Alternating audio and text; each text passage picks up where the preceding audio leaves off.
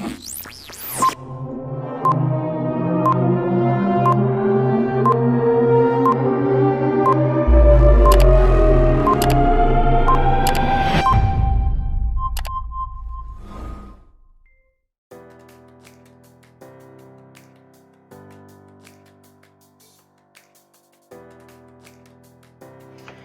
الله الرحمن الرحیم. نن زمونږ موضوع چې د اکیوټ اپنډیسایټس دی یا د اپنډکس التهاب دی.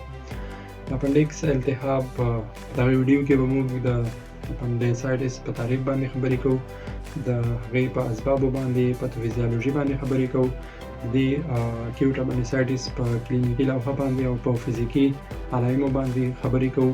همدارنګه د اکیوټ اپنډیسایټس د ناروغانو په تشخیص باندې، د دې په تفریقي تشخیص باندې، همدارنګه د اکیوټ اپنډیسایټس په اختلالاتو او د اکیوټ اپنډیسایټس په تداوی باندې چې دی موږ خبرې کوو. مخکې له دې چې په اپنډیسایټس باندې خبرې وکړو نو باید د اپنډکس په جراحي اناټومي باندې لنډه رڼا واچوو. یعنې تر څو چې موږ د یوې عضوې په سرجیکل اناټومي باندې پوه نه شو نو هېڅکله د هغې عضوې په پاتالوژي باندې نه شو پوهېدلی. نو اوس راځو شارټ اناټومي اف اپنډکس یا اپنډکس ورمیفارمس. اپنډکس یوه استوانۍ ډوله استطاله ده یا چینجي ته ورته شکل لري چې د سیکوم د میډیل وال د ایلیوسیکل جنکشن څخه 2 یا 3 سانتي متره ښکته پروت دی.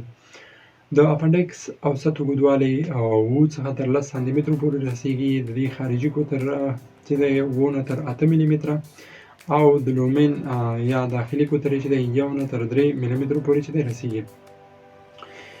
د اپنډکس د اناټومي په بیس کې چې دی یو ډول ولادي انومالیګانې هم منځته راتللی شي چې د هغې له جملې څخه چې دی اجینیسیس دی، یعنې په هیڅ ډول چې دی اپنډکس موجود نه وي. دوهم چې هغه ډوپلیکیشن دی، یعنې کېدلی شي چې اپنډکس 2 دانې اپنډکس چې دی وجود ولري چې تاسو یې په دغې انځور کې هم لیدلی شئ.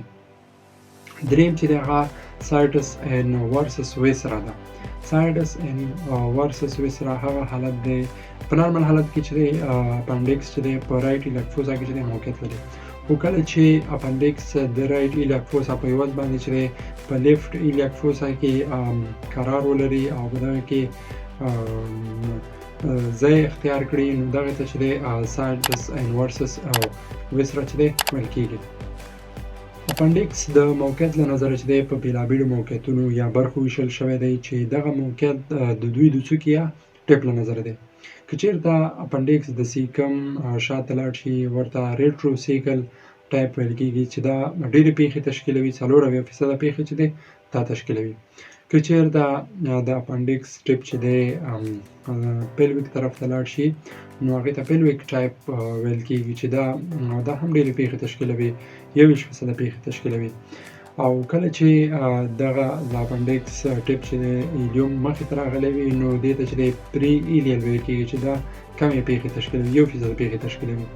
او کله چې د اپنډکس ټیپ چې دی د ایلیوم خلف ته تللی وي نو هغې ته پوسټ ایلیل ویل کېږي چې دا هم ډېرې کمې پېښې تشکیلوي. پنځم دا که چیرې د سیکوم څخه دغه اپنډکس لاندې تللی وي هغې ته سب سیکل ویل کېږي. او یم ډول چې دی هغه پاراسیکل ټایپ دی چې دا 2% پېښې تشکیلوي چې تاسو په انځورونو کې هم لیدلی شئ دغه ډولونه. او سب هیپاټیک او لیفټ ایلکفوزا کې هم دغه اپنډکس چې دی خپل موقعیت اختیارولی شي. د اپنډکس چې دی دوه وظیفې چې دی یا 2 دندې پېژندل شوي دي چې یو دا چې د اپنډکس دی په ایمیون یا معافیتي سیستم کې چې دی رول لري، ایمیونوګلوبولین او انټي کینسر د موادو په جوړېدو کې چې دی رول لري.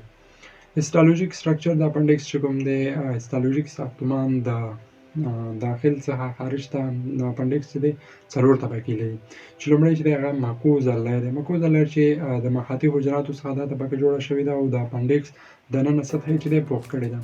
دوهمه طبقه چې دی هغه سب ماکوزل لیر دی چې دا د منظم نسج څخه جوړه شوې ده او دا ډېره زیاته د اهمیت وړ طبقه ده ځکه چې په دې کې لمفاوي فولیکلونه قرار لري او دغه لمفاوي فولیکلونه چې دی بیا اپنډیسایټس ته چې دی زیاته زمینه برابروي. دریمه طبقه د داخل څخه خارج ته د ماسکولر لیر دی چې دا د دوو طبقو سطحي توراني او داخلي حلقوي عضلې الیافو څخه چې دی جوړه شوې ده او اخري طبقه چې ده یا څلورمه طبقه چې د داخل څخه خارج ته قرار لري هغه سیروزا لیر دی چې دا خپله د پریتوان یو ورکه ده. بل د اپنډکس بلډ سپلای ده. اپنډکس د ایلیوکولیک ارټري د شعبې اپنډیکولر ارټري په واسطه چې دی اروا کېږي. وریدې تخلې یې په سوپیریر میزنټریک وین کې صورت نیسي چې د دې ځای څخه پورټال وین او بالاخره آی وي سي یا انفیریر وین کاوه کې چې دی تخلیه کېږي او د دې لمفاوي تخلیه چې ده هغه چې دی په ایلیوسیکل نوټس کې چې دی صورت نیسي. انرویشن یا تعصیب چې دی د اپنډکس تعصیب د سوپیریر میزنټریک پلیکزس د شعباتو په واسطه چې دی سر ته رسیږي. اوس راځو اپنډیسایټس ته. اپنډیسایټس چې دی د اپنډکس التهاب ته ویل کېږي چې دغه د اپنډکس التهاب په مختلفو شکلونو چې دی ویشل شوی دی چې اکیوټ اپنډیسایټس دی، ریکرنټ اپنډیسایټس یا کرونیک اپنډیسایټس دی، ګرامبلینګ اپنډیسایټس دی، سمپل اپنډیسایټس دی، کمپلیکیټډ اپنډیسایټس دی، سټم اپنډیسایټس دی او سوډو اپنډیسایټس دی. نو د دې جملې څخه زموږ موضوع چې دی هغه اکیوټ اپنډیسایټس دی. اکیوټ اپنډیسایټس تعریف داسې کوو چې اکیوټ اپنډیسایټس یوه حاده التهابي پروسه ده کومه چې د اپنډکس په نسج کې پیدا کېږي او ډېر کم وخت چې دی پکې دی شوی وي، یعنې ساعتونو په موده کې د ناروغ په اپنډکس کې چې دی پاتالوژیک تغیرات موجود وي او ناروغ به د اکیوټ اپنډیسایټس کلینیکي لوحه خپروي. اکیوټ اپنډیسایټس په هر عمر کې منځته راتللی شي خو زیاتې پیښې د 15 څخه تر 30 کلنۍ عمرونو کې چې دی واقع کېږي. د اکیوټ اپنډیسایټس په اسبابو کې موږ داسې خبره کوو چې د اپنډیسایټس په منځته راتګ کې عمر، جنس، نژاد، اجتماعي عوامل، غذایي عوامل، انسدادي عوامل او کورنۍ تاریخچه چې دی رول لري چې اسباب یې په لاندې ډول دي. لومړی چې دی هغه اپنډیکل لومن ابسټرکشن دی، یعنې د اپنډیسایټس معمول او لومړنی سبب چې دی هغه د اپنډکس د لومن د پروکسیمل برخې بندېدل دي چې د هغه د هر علت وي چې په دغې بندېدلو کې د پروکسیمل برخې لاندې فکتورونه رول لري. لومړی چې دی لیمفویډ هایپرپلازیا ده. لمفاوي فولیکلونه هایپرټروفي کوي او دغه لومن چې دی بندوي. دوهم چې دی فیکالیټ دی یا کلک شوي غایطه مواد دي چې دا هم راځي او د اپنډکس لومن چې دی بندوي. فارن باډیز دي یا اجنبي اجسام دي چې دا هم لومن بندوي، یعنې ټول حبوباتو دانې کومې چې نه جذبېږي هغه د اپنډکس لومن بندوي. همدارنګه پرازیټونه دي، باریوم دی، میتاستاتیک کینسرونه دي، کارسینوډ سینډروم دی، ګالسټون دلته راځي او دغه لومن بندوي. کاینکس دی، انډومیتریوسس دی، اډهیژن دی او کرونز ډیزیز هغه اسباب دي چې د اپنډکس د لومن پروکسیمل برخه بندوي او ناروغ ته د اکیوټ اپنډیسایټس کلینیکي لوحه چې دی پیدا کېږي. پاتوفیزیالوژي که د هر علت له وجې د اپنډکس پروکسیمل برخه بنده شي نو داخل د اپنډکس کې افرازات کېږي. اپنډکس د لومن خپل افرازات شته دی کوم چې سیکوم ته ورکوي په نارمل حالت کې. نو کله چې لومن چې دی بند شي نو دغه افرازات داخل د اپنډکس کې چې دی تشکل کوي او همدغه اپنډکس ډسټنشن کېږي. کله چې اپنډکس ډسټنډنټ شو نو وینوس ابسټرکشن پیدا کېږي، نو داخل د لومن کې فشار نور هم زیاتېږي. کله چې فشار نور هم زیات شو نو مربوطه اپنډکس په دیوال کې اسکیمیا تاسوس کوي چې د دې په تعقیب باندې نیکروز او بالاخره د مربوطه برخې پرفوریشن منځته راځي چې دغه پرفوریشن بیا دوه سیرې اختاروي چې جنرال پیروټونایټس او لوکل پیروټونایټس یا ابسس څخه عبارت دی. په لنډ ډول سره به داسې ووایو چې په اپنډیسایټس کې لاندې پاتالوژیک تغیرات موجود وي خصوصا په پاتوفیزیالوژي کې.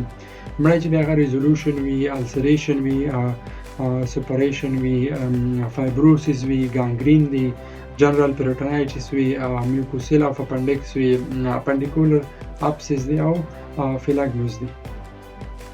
لکه څرنګه مو چې د اپنډکس د پرفوریشن څخه مخکې یادونه وکړه نو دغه پرفوریشن انځار چې دی بیا په دغه ډول خلکو کې چې دی ډېر خراب وي، د دې انظار بیا ډېر خراب وي. یو هغه اشخاص چې عمرونه چې دی زیات وي، ایجډ پرسن وي. دوهم دا چې ایمیون کمپرومایز ناروغان وي. دریم دا چې د شکر ناروغي ولري ناروغان. او څلورم دا چې پریګننسي ډیورینګ اکیوټ اپنډیسایټس، یعنې حامله میندې چې اکیوټ اپنډیسایټس پکې منځته راغلی وي، په هغوی کې هم د پرفوریشن انځار خراب دی. همدارنګه پریوس سرجري او انفانټس کې چې دی د پرفوریشن انځار یا اپنډکس انځار چې دی خراب وي. کلینیکي لوحه د اکیوټ اپنډیسایټس چې دی په دوه ډوله باندې ویشو. یوې سیمپټمز دي یا راز دي او بلې علایم دي. سیمپټم یا راز چې کوم دي د اکیوټ اپنډیسایټس ناروغان د لاندې اعراضو له وجې چې دی شکایت کوي. لومړی مهم او غټ عرض چې دی، معمول عرض چې دی، هغه ابډومینل پین دی چې دا به میګریټري پین وي. یعنی په کلاسیک اکیوټ اپنډیسایټس کې درد د ایپیګاسټریم په ناحیه کې شروع کېږي، د بدن شاوخوا ته چې دی خپرېږي او د هغې څخه وروسته چې په رایټ ایلکټروزا کې چې دی دغه درد چې دی لوکلایز کېږي. دغه درد چې دی شاید د اپنډکس د اناټومیک ډولونو په هر یو ډول کې چې دی په بېلابېلو برخو کې چې دی واقع شي. همدارنګه د ابډومینل پین څخه وروسته په ناروغانو کې انورکسیا، نازیا، ومیټینګ، یورینري ټرک سیمپټمز، کانسټیپیشن یا قبضیت چې په غټانو کې موجود وي، ډایریا یا اسهال اکثرا په کوچنیانو کې موجود وي. همدارنګه تبه او شلز چې دی په ناروغانو کې چې دی موجود وي. دوم چې دی هغه ساین دی یا علایم دي. په علایم کې به چې دی په انسپیکشن سره د بدن په تفتیش سره به چې دی موږ عملیاتي سکارونه به چې دی پکې ګورو او بیا به دا ګورو چې بدن په تنفس کې برخه اخلي یا نه اخلي. همدارنګه د بدن شکل به چې دی ګورو. همدارنګه سکار پیګمنټیشن به چې دی په انسپیکشن کې موږ ګورو. دوهم چې دی هغه پلپیشن دی یا جس کول دی. د جس سره موږ د موږ به د بدن ټینډرنس چې دی په رایټ ایلکټروزا کې چې دی جس کوو، چې دا کېدلی شي ریباونډ ټینډرنس وي یا ګارډینګ ساین پکې چې دی پکې موجود وي یا پازیټیو وي. دا ګارډینګ ساین چې کوم دی دا یو پیریټونیل ساین دی چې کله چې لوکل پیریټونایټس پیدا شي نو د لاس سره یو مخصوص هوا چې دی جس کېږي. نو په دې حالت کې به موږ وایو چې ګارډینګ ساین په دې ناروغانو کې چې دی پازیټیو دی یا مثبت دی. سواس ساین دی. دا ساین په ریټرو پیریټونیل او ریټروسیکل اپنډکس کې چې دی مثبت وي. د دې علامې د معلومولو لپاره ناروغ باید په چپ اړخ څملي او ښي ورون یې په هایپر اکسټنشن حالت راوړئ. نو په دې وخت کې د ایلیوسواس عضله باندې چې دی ګدام خواته فشار واردېږي او ناروغ درد چې دی اضافه کېږي، چې په دې عکس کې هم تاسو دغه سواس ساین لیدلی شئ. بل چې دی هغه ابټراټور ساین دی چې دا ساین په پیلویک ټایپ اپنډکس کې مثبت وي. په دې ډول ساین کې ناروغ څملي او د هغې ښي ورون ته د ګېډې په سر 90 درجې د کپس په حالت کې داخل خواته چې دی تدور ورکول کېږي. نو په دې وخت کې ابټراټور انټرنس عضله په اپنډکس باندې فشار راولي او ناروغ چې دی د درد احساس کوي. تاسو هم دا په عکس کې لیدلی شئ. بل چې دی هغه روزینګ ساین دی چې دا هغه ساین دی کله چې ناروغ په لیفت لوور کوادرانټ باندې فشار وارد شي نو ناروغ به چې دی په رایټ لوور کوادرانټ کې درد حس شي. یعنې په دغه انځور کې مطلب دغه ناروغانو کې که چېرته موږ دغه ساین پازیټیو وي نو که موږ چېرته د ناروغانو په لیفت لوور کوادرانټ باندې چې دی امیکن فشار راوړو یا د امیکن جز کړو نو د ناروغانو په رایټ لوور کوادرانټ کې به چې دی درد حس شي. بل چې دا بلمبرګ ساین دی چې دا هغه ساین دی که چیرې رایټ لوور کوادرانټ امیکنجس شي او په اني ډول سره ترې لاس پورته شي نو په رایټ لوور کوادرانټ کې به چې درد پیدا شي. یعنې په دې کې چې رایټ لوور کوادرانټ چې دی موږ امیکنجس کوو او په همدغه کې چې دی درد پیدا کېږي. بل چې دی هغه میکبرني پوینټ دی. میکبرني پوینټ چې کوم دی د میکبرني په ساحه کې که چېرته درد حس شي نو همدغه ته پوینټینګ ساین هم ویل کېږي چې دا هم په دغه عکس کې ښه واضح شوی دی. بل چې دی ډیاګنوزس آف اکیوټ اپنډیسایټس یا د اپنډکس ناروغانو تشخیص موږ څنګه کوو. لومړی چې دی هیسټري اف پیشنټ د ناروغ تاریخچه د ناروغ څخه تاریخچه چې دی موږ سره په تشخیص کې چې دی ډېره مرسته کوي. تقریبا 50% چې دی دغه تاریخچه چې دی موږ سره د اکیوټ اپنډیسایټس په تشخیص کې چې دی مرسته کوي. دوهم دا دغه ناروغانو ته چې دی لیب انویسټیګیشن لابراتواري معاینات ترسره کېږي چې په لابراتواري معایناتو کې به چې دی د WBC لیول به چې دی لوړ وي. WBC به چې دی د 10,000 څخه تر 18,000 پورې چې دی لوړه شوې وي. که چیرې WBC تر 100,000 پورې لوړه شي نو پرفوریشن ته چې دی چانس برابروي. همدارنګه دغه ناروغان به چې دی نیوټروفیلیا هم لري. دریم چې دا ابډومینل اکسرې دا د ښه وضاحت لپاره چې د ابډومینل اکسرې ترسره کېږي. که چېرته د ډیافراګم په بیس کې رپچر موجود وي نو دلته به چې دی کریسنټ ساین چې دی مثبت وي چې په دې عکس کې هم تاسو لیدلی شئ. څلورم چې دی هغه الټراساونډ دی چې الټراساونډ موږ ته 90% چې دی د اپنډکس په تشخیص کې چې دی دا موږ سره مرسته کوي. او په الټراساونډ کې به چې دی د اپنډکس پریسټاسیس حرکات چې دی ابزنس وي یا نه به وي موجود. او همدارنګه د اپنډکس منځنی ډیامیټر به چې دی دا پراخه شوی وي. پنځم چې دی هغه کنټراسټ سی ټي سکین دی چې دا بیا تر ټولو غوره معاینه ده. 90% چې دی موږ سره مؤثره معاینه ده. په هغه ساحو کې چې د ایمیجینګ سکینینګ معاینات نه وي موجود نو یو سکورینګ سیستم چې ورته الویډرو سکورینګ سیستم وایي وجود لري. د دې لپاره چې تر څو د نارمل اپنډکټومي څخه وژغورل شو نو دغه سکور ته د اکیوټ اپنډیسایټس ناروغان اچوو. جمله سکور چې دی 10 دی. که چیرې ناروغ د دې څخه 7 سکور څخه زیات سکور واخیستل نو ناروغ اکیوټ اپنډیسایټس دی. که چیرې ناروغ 6 سکور واخیستل نو ناروغ باید چې دی د ابزرویشن لاندې چې دی وساتل شي. او که چیرې د 5 څخه کم سکور چې دی واخیستل شو نو ناروغ چې دی اکیوټ اپنډیسایټس نه دی. دغه سکور چې دی په منټرلز کلمې سره چې دی خلاصه کوو او په دغه سکور کې چې 3 برخې شاملېږي. یو سیمپټمز دی، بل ساین دی او بل لیب ټیسټ دی. نو اوس راځو الویډرو سکورینګ سیستم ته چې په دې کې لومړی سیمپټمز دی. سیمپټمز کې لومړی میګریټري پین دی چې دا یو نمره اخلي، یو سکور اخلي. دوهم په سیمپټمز کې هغه انورکسیا ده چې دا هم یو سکور اخلي. دریم چې دی نازیا ومیټینګ دی چې دا هم یو سکور اخلي. په ساین کې هم 3 علامې موجود دي چې په دې کې لومړی ټینډرنس دی چې دا 2 سکور اخلي. او بل چې دی ریباوند ټینډرنس دی چې دا یو سکور اخلي. دریم چې دی فیور دی یا الیویټډ ټمپریچر دی چې دا هم یو سکور اخلي. په لیب اگزام کې چې دی 2 ساین دي. لومړی چې دی هغه لیوکوسایټوسس دی چې دا 2 سکور اخلي. او دوهم چې دی شیفټ ټو لیب دی چې دا هم یو سکور اخلي. جمله سکور چې دی 10 دی. نو بیا هم وایم که چیرې ناروغ د دې څخه 7 سکور واخیستل نو ناروغ اکیوټ اپنډیسایټس دی. که چیرې ناروغ 6 سکور واخیستل ناروغ د ابزرویشن لاندې چې دی ساتل کېږي. او که چیرته د 5 څخه کم سکور واخیستل شي نو د اکیوټ اپنډیسایټس تشخیص چې دی موږ رد کولی شو.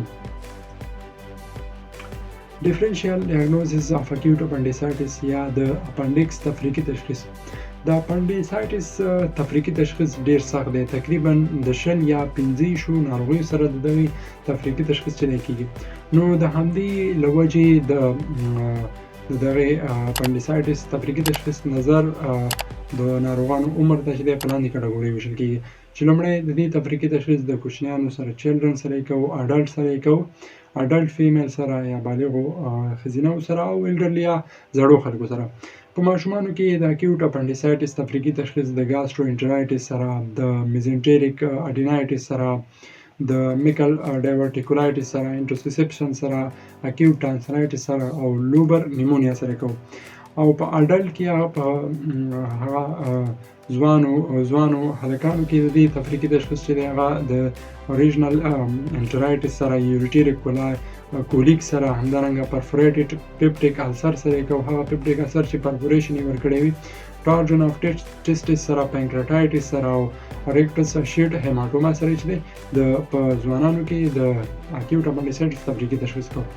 په ځوانو نجونو کې د دې تفریقي تشخیص چې کوم دی هغه د میټل شیمر سره کوو، پی آی ډي سره، پیلویک انفلمیټري ډیزیز سره، پایلونیفرایټس سره کوو، رپچر ټو اکټاپیک پریګنانسي سره، ټارجن یا اوارین سیسټ رپچر سره تفریقي تشخیص کوو. او انډومیټریوزس سره په ځوانو نجونو کې تفریقي تشخیص کو او په زړو اشخاصو کې د دې تفریقي تشخیص د ډایورټیکولایټس سره، انټسټینل ابسټرکشن سره، کولونیک کارسینوما سره، ټارژن اپنډکس ایپی پلویک سره، همدارنګه میزنټریک انفیکشن او ډایابیټیک ابډومین سره په زړو کې د اکیوټ اپنډیسایټس تفریقي تشخیص کو.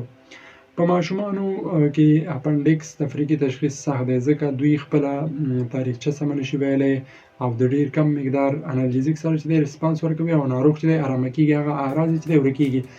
خو په دې وخت کې چې اعراض ارامه وي، په دې وخت کې انټرنل پاتالوژي د اکیوټ اپنډیسایټس ښه وخیمه او تیز روانه وي او د ناروغ بهر اکسپریشن چې دی سم نه کیږي.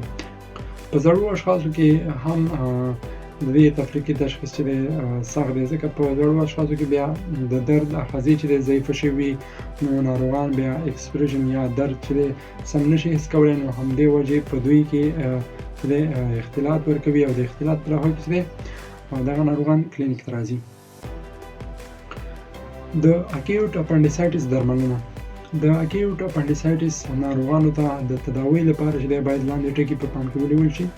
د اکیوټ اپنډیسایټس ناروغان چې کله موږ دغه پوره کنفرم تشخیص ته ورسېږو، نو د اکیوټ اپنډیسایټس ناروغان باید په 4 ساعتونو کې عملیات شي ځکه چې په دې وخت کې انځار ښه وي او د پرفوریشن خطر چې دی کم وي. خو کله چې وخت موږ څخه ضایع کېږي، نو د پرفوریشن خطر چې دی بیا ورسره زیاتېږي. دوهم دا چې د اکیوټ اپنډیسایټس ناروغانو ته چې دی انالجیزیک نه ورکول کېږي. که چیرې د ناروغ حالت ډېر وخیم وي او پیروټونایټس یې ورکړی وي، نو ناروغ سیپټیک شاک ته ځي. تر څو چې د دغې شاک څخه نه وي وتلی، نو دوی ته چې بیا عملیات نه ترسره کېږي. همدارنګه دغه عملیات باید په مجهز سنټر د تجربه کار طبي پرسونل په واسطه چې دی دغه عملیات د دوی ترسره شي. سرجیکل ټریټمنټ چې دی په دوه ډوله ترسره کېږي. ناروغانو ته اوپن سرجري هم ترسره کولی شو او لپراسکوپیک سرجري هم کولی شو، خو دلته چې دی بیا اوپن سرجري چې دی ډېر عامه ده. همدارنګه د عملیات څخه وروسته یا مخکې ناروغانو ته سیفټریکزون، فلاجیل یا کلینډامایسین او جنټامایسین انټي بیوټیکونه هم توصیه کېږي. انډیکیشن اف اپنډیکټومي یعنی کوم اپنډکسونه باید چې د عملیات شي. لومړی دا چې که چېرته اکیوټ اپنډیسایټس موجود وي یا کرونیک اپنډیسایټس موجود وي، نو په دې وخت کې هم ناروغانو ته اپنډیکټومي ترسره کېږي. دوهم دا چې د فیکل فیسټولیا موجودات یا میوکوسیل موجودیت کې هم اپنډیکټومي چې دی استحباب لري. دریم دا چې پریونټیو اپنډیکټومي یعنې د مخنیوي په خاطر باندې هم ناروغانو چې دی اپنډیکټومي چې ترسره کېږي. دریم دا چې انسیډنټل اپنډیکټومي یا تصادفي ډول سره چې دی ناروغانو ته اپنډیکټومي ترسره کېږي. یعنې کله چې بطن د بلې پتالوژي لپاره خلاص کړی شوی وي او نورمال اپنډکس چې دی لرې شي، چې په دې وخت کې باید بیا لاندې شرایط چې دی په پام کې ونیول شي. لومړی دا چې ناروغ چې دی اډلټ وي، یعنې د ناروغ عمر له 15 او 10 کلونو ترمنځ وي، ځکه که چېرته عمر زیات وي، نو بیا د اپنډکس چانس دی کم وي. نو په دغه عمر کې بیا موږ ناروغانو ته که چېرته موږ د بلې پتالوژي لپاره بطن خلاص کړی وي، نو انسایډنټل اپنډیکټومي ترسره کولی شو. دوم دا چې هغه اجرا شوی شک چې موږ د بلې پتالوژي لپاره ترسره کړی وي، هغه چې دی هغې ته باید دغه اپنډکس چې دی لنډ اوسېږي. اپنډیکټومي د لاندې عملیاتي شکونو په واسطه چې دی اجرا کېږي. لومړی چې هغه ګریډ آیرن انسیژن دی. په دې وخت کې په دې شک کې چې دی میکبورني پوینټ کې شک اجرا کېږي 2 نه تر 3 سانتي متره په اندازه باندې. په دې کې چې عضلات کته کېږي نه، بلکې عضلات چې دی پکې سپلټ کېږي. سپلټینګ اف مسل چې دی پکې صورت نیسي. دوهم چې دی هغه لینس انسیژن دی. په دې کې د امبلیکس څخه 2 نه تر 3 سانتي متره لاندې ټرانسورس 2 نه تر 3 سانتي متره په اندازه باندې چې دی شک اجرا کېږي. په لینس پوینټ کې چې دا اکثره د کاسمیټکس له نظره چې دی ډېر بد نه ښکاري، یعنې سکار یې ډېر غټ نه وي، ښځینه یې ډېر خوښوي، دا چې دی ترسره کېږي. دریم چې دی هغه مسل کټینګ دی، یعنې په دغه انسیژن کې چې دی په دې شک کې عضلات چې دی بیا کته کېږي. څلورم چې دی هغه میډلاین انسیژن دی. د امبلیکس څخه لاندې شک اجرا کېږي چې دا شک د ریتواني جوف د نورو اعضاو د تفتیش لپاره د مربوطه شک له لارې چې دی په اسانۍ سره چې ترسره کیږي. یعنې د دې شک له لارې چې دی د نورو اعضاو تفتیش چې دی په اسانۍ سره چې دی ترسره کیږي. اوپن اپنډکټومي د دې کړنلاره څه ده؟ د خارج څخه داخل خواته د بطن طبقې په پرله پسې ډول چې دی قطع کیږي، چې د دې پروسیجر لنډ ډول چې دی په دغه عکسونو کې هم تاسو ګورئ. لومړی چې دی سکن قطع کیږي، پوستکی قطع کیږي، بیا سبکوټانیس فیشیا او سکارپا کامپر چې دی دا دواړه قطع کیږي. همدارنګه د ایکسټرنل اوبلیک مسل شیټ چې دی قطع کیږي او انټرنل اوبلیک مسل چې دی سپلیټ کیږي او پیریټونیل سپیس ته چې دی ایکسترا پیریټونیل سپیس ته چې دی ځان رسوو. کله چې ځان ورسوو نو د دې په تعقیب چې دی بیا پیریټونیم موجود دی او هلته اپنډکس چې دی موږ لرې کوو. کمپلیکیشن یا اختلاطات د عملیات څخه مخکې چې دی اپنډکس یا اپنډیسایټس لاندې اختلاطات چې دی ورکولی شي، چې په دې کې جنرال پیریټونایټس دی، لوکل پیریټونایټس دی یا اپنډیکولر ابسیس دی، همدارنګه اپنډیکولر ماس دی یا پلاسټون چې دی دا پکې منځته راتللی شي. د عملیات په جریان کې چې کله عملیات ترسره کیږي په دې وخت کې هم یو شمېر اختلاطات ورکولی شي، چې له دې جملې څخه لومړی بلیډینګ دی. کله چې اپنډیکولر ارشي ولګېږي نو بیا چې دی وینه ضایع کېږي، دا هم اختلاط کې شامل دی. دوهم دا چې کنټامینیشن آف اپریټیو ایریا، یعنې په ساحه کې د طبي پرسونل لخوا چې دی د سیپسي او انټي سیپسي شرایط مراد نشي نو عملیاتي ساحه چې دی کنټامینیټ کېږي. دریم دا چې ډیمیج آف ویسرا، یعنې د نورو اعضاو ژوبلیدل، یعنې نورې اعضاوې چې دی ژوبلیږي. بل اختلاطات چې دی هغه د عملیات څخه وروسته اختلاطات دي، چې دا اختلاطات چې دی په دې کې اوند انفیکشن دی، ابسیس فارمیشن دی، پرالایټیک ایلیس دی، فیکل فیسټولا ده، پورټل پایما ده، انسیژنل هرنیا ده، سلیپ سټم دی او اپنډیسایټس ان سټم دی. نو دا د اپنډکس په اړه یو څه معلومات چې له تاسو سره مو شریک کړل. زموږ د یوټیوب چینل لایک، سبسکرایب او شیر کړئ تر څو د نورو طبي موضوعاتو څخه هم برخمن شئ. مننه.